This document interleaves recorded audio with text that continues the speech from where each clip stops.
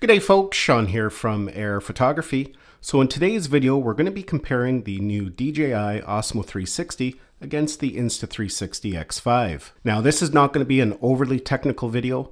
I don't want to come across like I'm a 360 expert because I'm definitely not. When it comes to these types of reviews and comparisons, I can only compare these types of cameras in ways that I normally use them. So this video is going to be of a more real-world comparison, ways that I use my 360 cameras. Now, I love 360 cameras. I use them to capture unique perspectives on my e-bike, my dirt bike, if I'm out hiking in the woods.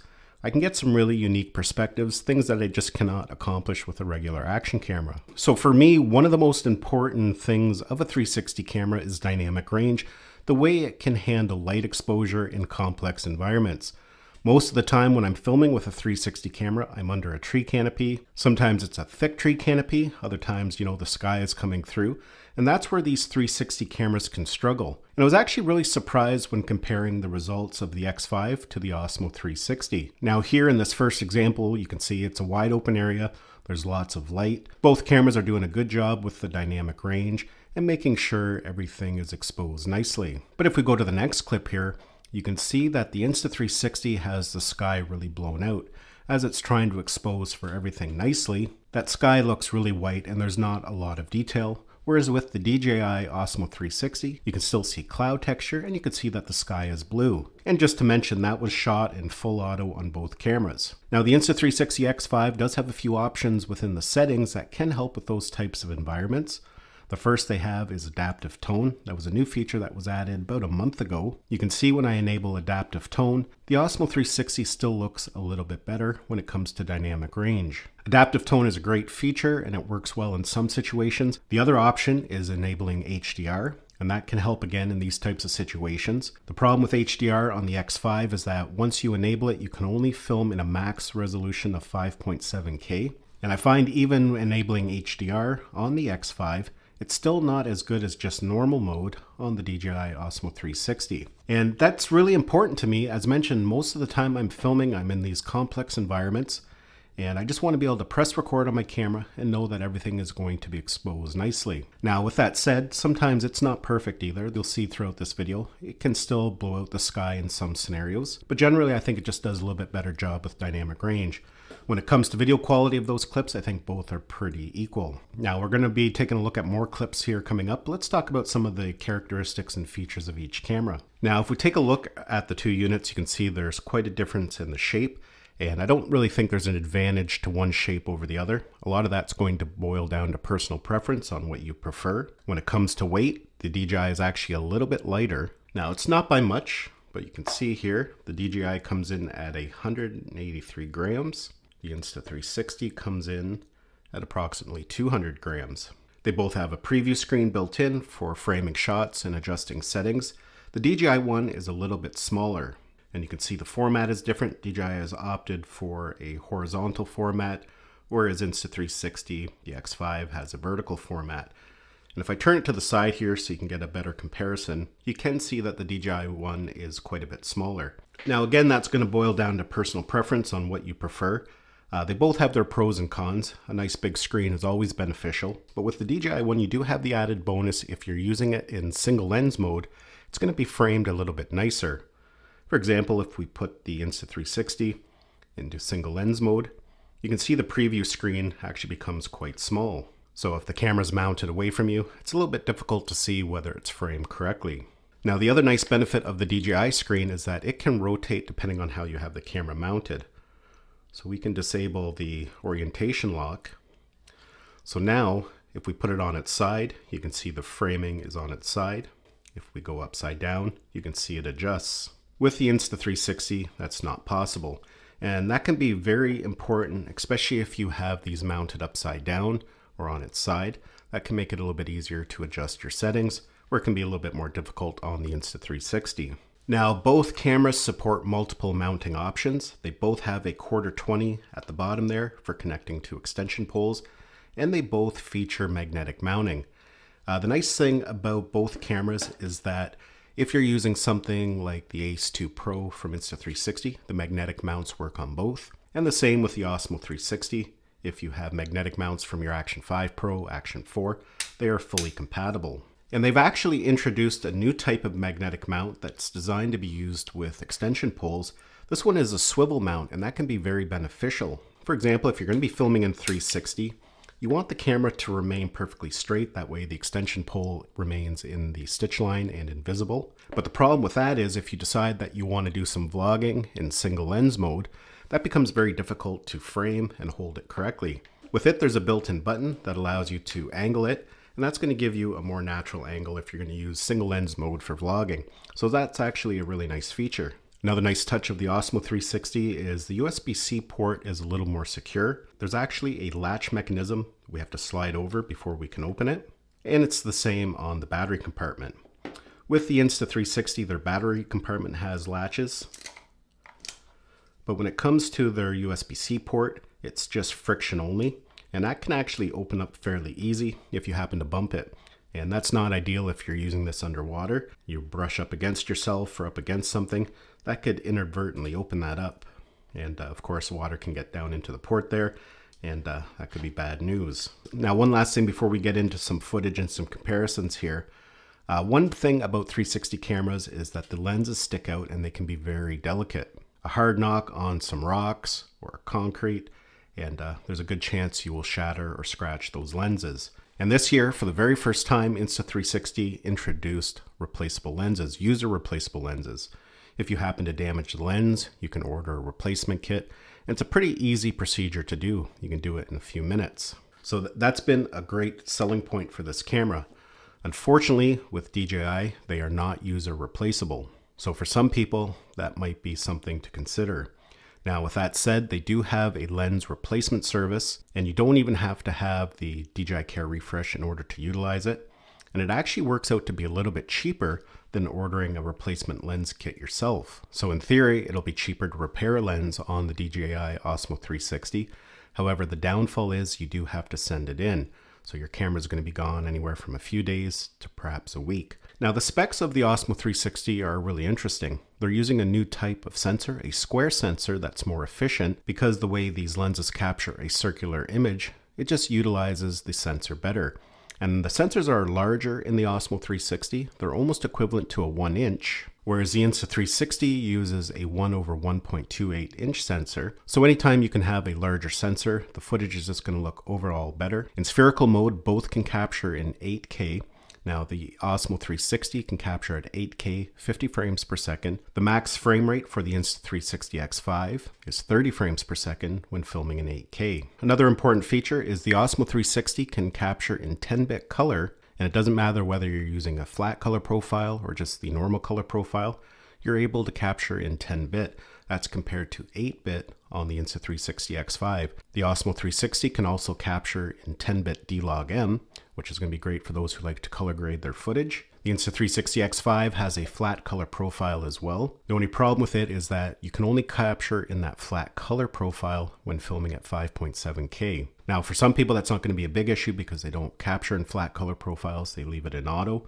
But for those who do want to do color grading, that is something to keep in mind. When it comes to taking spherical photos, the Osmo 360 can capture at 120 megapixels, whereas the Insta360 X5 can only capture at 72 megapixels. Now we're going to take a look at some 360 footage here, some different comparisons, but I just want to point this out here. When filming in 360 mode on the X5, you can see we have lots of different modes we can choose from. Instaframe, time-lapse, time shift, bullet time, loop recording, road mode, star-lapse, burst, interval, photo, video.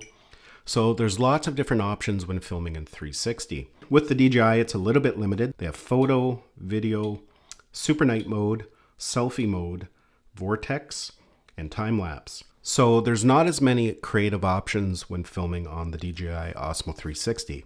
Now, with that said, it is a brand new camera, and one thing DJI is good at is bringing updates, new functionality, and features. So that's at the time of filming this video. And 6 months from now, 8 months from now, I think that'll be completely different as DJI introduces new features. But let's get into some side-by-side footage here.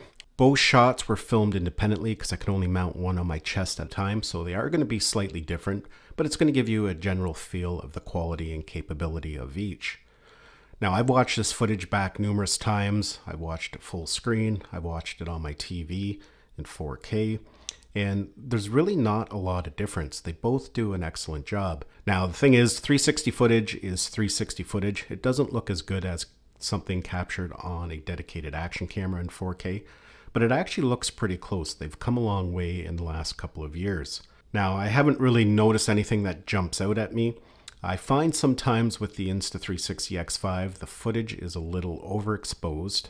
And, that can happen on the DJI as well because it has to expose from both lenses, which can be very difficult. I just find that the DJI does get the overall exposure a little bit better. And especially when it comes to dynamic range, when you're looking through the trees, we actually get a little bit more detail in the clouds. They're not quite as blown out. Now, as mentioned in these types of reviews, I can only demonstrate and talk about the ways in which I use my action cameras. And this is how I use them. I film myself on my e-bikes, my dirt bike. Quite often I'm under tree canopies. So for me, it's important that it can get it right and it's capable of filming in those types of locations with still maintaining good looking footage. Now with all that said, I'll let you form your own opinion on what you think looks better. And the thing is that YouTube does compress things quite a bit. So the footage that I see on my tablet or TV is going to look quite a bit different than what you're seeing on YouTube. Now here's another perspective captured in 360 at 8K 30 frames per second. This time I've got the camera mounted out in front of me on an extension pole, and each one was reframed in their companion apps. And again, they both look really good. I really truly have a hard time in this type of environment picking up any noticeable differences. The coloring on both look good, and overall I'm generally happy. Now when it comes to filming in low light and at night, both cameras have a low light setting. The Osmo 360 has their super night mode. The Insta360 X5 has something called pure shot. And for the most part, they both perform well in low light scenarios. Now, not necessarily filming in the pitch black in extremely dark locations, but just if you're going to be filming at night in a city, twilight, sunrise, sunset, anytime that the lighting is not ideal, you're still going to get really nicely exposed footage and nicely exposed colors. Now, what makes these modern 360 cameras really useful is that not only can they film in spherical 360 video, they offer single lens mode. In single lens mode, they perform similar to a traditional action camera.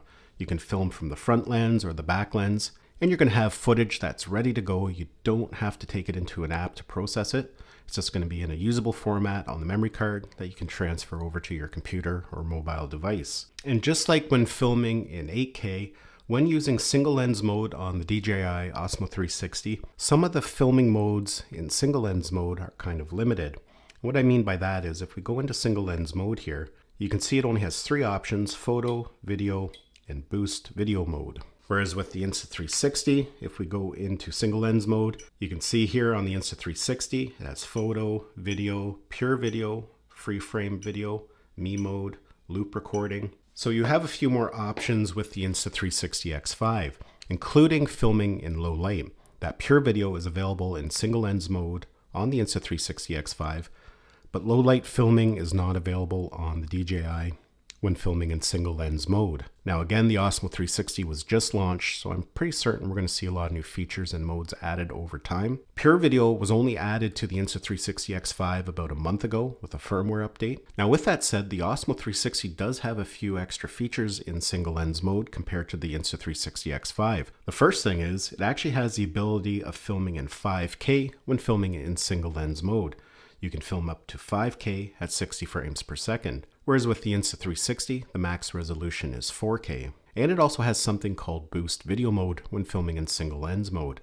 Essentially, that's going to give you an extremely wide field of view, 170 degrees, very similar to if you're using the boost lens mod on the Action 5 Pro. But let's go ahead here and take a look at some side-by-side comparisons of the Insta360 X5 compared to the Osmo 360 when filming in single lens mode. This is a chest mounted shot on my e-bike. The Insta360 is being filmed at 4K 30.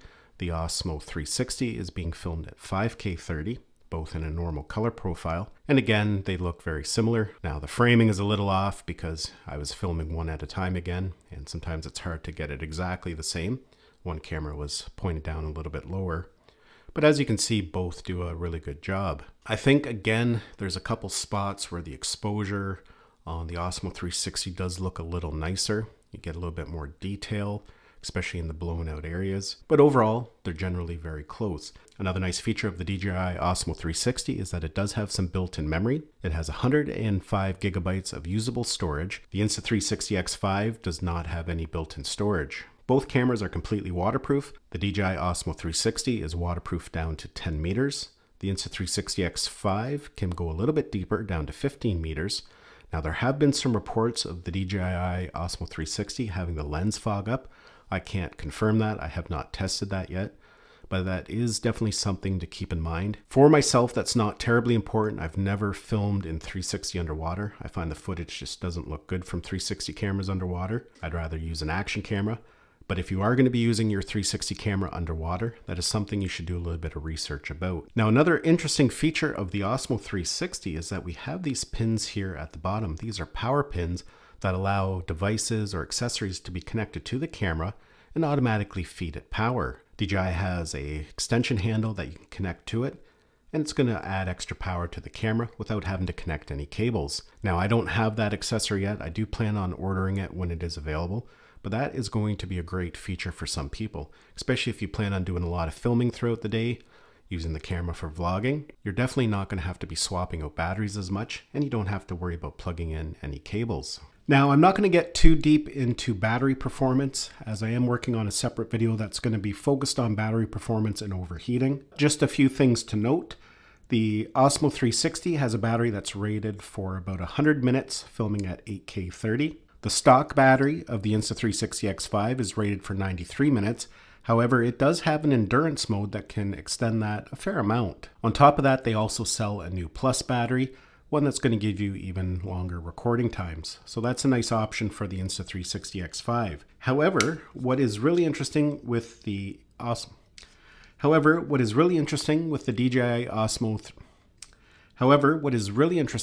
DJI Osmo 360, these batteries are fully compatible with your Action 5 Pro and vice versa.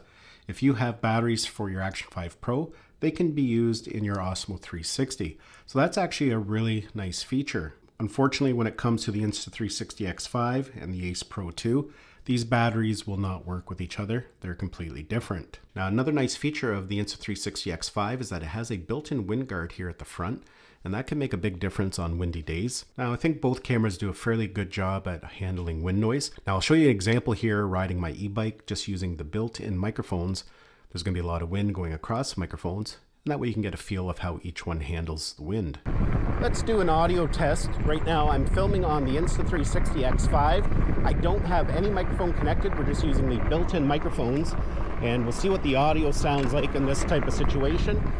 We've got a lot of wind moving across the microphones, and the way it performs can be important because you don't always have a microphone on hand that you can connect to it. You want to make sure that the audio is always going to be usable no matter what the situation. All right, so now we're doing the same thing, this time with the DJI Osmo 360. Again, I'm just using the built-in microphone. I don't have any mic connected to it, and we'll see what the audio sounds like. Because again, it's very important to be able to have clean audio in all situations, because you don't always have the luxury of having a microphone on hand. And I just swallowed a bug. Ugh. Now, a big part of 360 workflow is the companion apps and how you edit and reframe your 360 footage. And that can be a big deal because you want it to be easy to use and convenient. Both the X5 and the Osmo 360 are able to be edited in-app right in their companion apps, the Insta360 app for the X5 and the DJI Mimo app for the Osmo 360. Both have a desktop app, which I'm going to make a separate video about coming up here down the road. Now, a lot of this is going to be personal preference and opinion on what you think is best and easiest. And again, the DJI Mimo app is brand new when it comes to 360 editing, so there's going to be a lot of features and capabilities added to it over time as well. The Insta360 app is way more robust. There's a lot more features and things you can do with it, including they have something called instant framing, instant edit, where you can just select something like front facing lens, rear facing lens, and then just export it. You don't have to do any type of reframing or keyframing. So that is a really nice feature. They also have some really nice AI editing that can go in and do a lot of it for you. Now, whether you find that easy to use, that again is kind of subjective. Some people very much dislike the new update, the 2.0 update that was launched with the X5. They find it a little bit more cumbersome and a little bit more complicated. To get to certain tasks, you got to kind of dig through the menus. Whereas the DJI Osmo 360 app is a little more basic, but it does provide all the tools needed to reframe your video. You can do keyframing, they have tracking, which can make it a little bit easier to keep yourself centered or an object centered in the screen. They have gyro framing, and they have some basic AI editing where it's going to go through and try and find the highlights for you. Some people might actually prefer it because it's a little bit basic and everything's just laid out nicely in front of you. So again, that's going to boil down to personal preference. Now, as mentioned, I'm confident over time we're going to see a lot of updates to the DJI Mimo app to introduce new feature and editing techniques. Now, one last thing I do want to talk about is audio on the cameras when it comes to connecting microphones. The Insta360 X5 has the Air microphone, which connects nicely to the X5. And of course, with DJI products, we have Osmo audio. So you can connect something like the DJI Mic Mini or the DJI Mic 2 directly to the camera with Bluetooth audio. But I do find with Osmo audio, it's just a more seamless process. It just works well. And you actually have a lot of options when it comes to changing settings. So I think when it comes to audio connectivity, DJI Osmo 360 definitely has the advantage. So the big question is, what 360 camera should you choose if you're in the market to pick one up? And at the end of the day, it doesn't matter which one you buy, you're going to be extremely happy with it. They both function really well, and the video quality I think is going to be kind of par across the board for both cameras. What it is going to boil down to is some of the functionality. Some of the things we've talked about in this video. The X5 has some extra features in some aspects, whereas the Osmo 360 has other features and capabilities that the X5 doesn't have. So it's all going to boil down to what you find most important. I think if you're heavily invested in the DJI ecosystem, you have a lot of their magnetic mounts, their batteries from other cameras because they're all interchangeable. You use DJI mics, they are fully compatible with the Osmo 360 and work extremely well. And if you want to do color grading, if you like to film in D-Log because you capture on your drones in D-Log, your Action 5 in D-Log, everything is going to work very similarly and blend together nicely. So it will all boil down to personal preference. Now I'm going to be doing more follow-up reviews with the Osmo 360 and even the X5. And perhaps in 6 months, we're going to do another comparison to see what changes have been made to both cameras. Hopefully you enjoyed this video, you found it informative and it had value. Thanks a lot for watching, and we'll see you in the next one.